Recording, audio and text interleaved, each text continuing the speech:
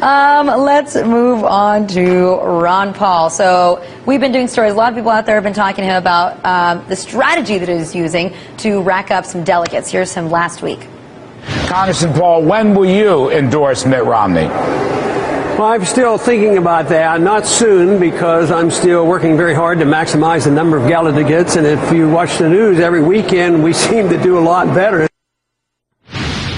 So today he came out and said that he is not going to try to compete in any more primaries in any of the states that haven't voted yet. They're still going to try to do what they can to get delegates where they have voted, but no more of the new ones. Does that change things at all?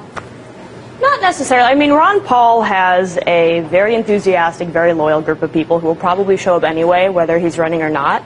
And whether you support him or if you don't, he's been out there for a cause. He's very committed to his values, to, getting rid of the Fed, and things like that. So despite winning the nomination or winning a number of delegates, I think he's out there to prove a point, which he will still do and his supporters will still do. And I actually find something interesting from that clip we played. They asked him when he was going to endorse Mitt Romney.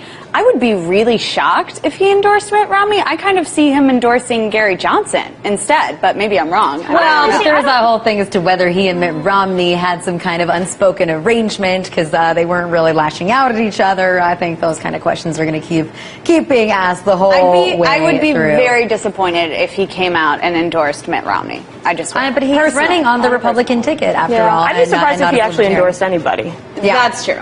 I think that's probably the more likely case. Should we move on to Peter King?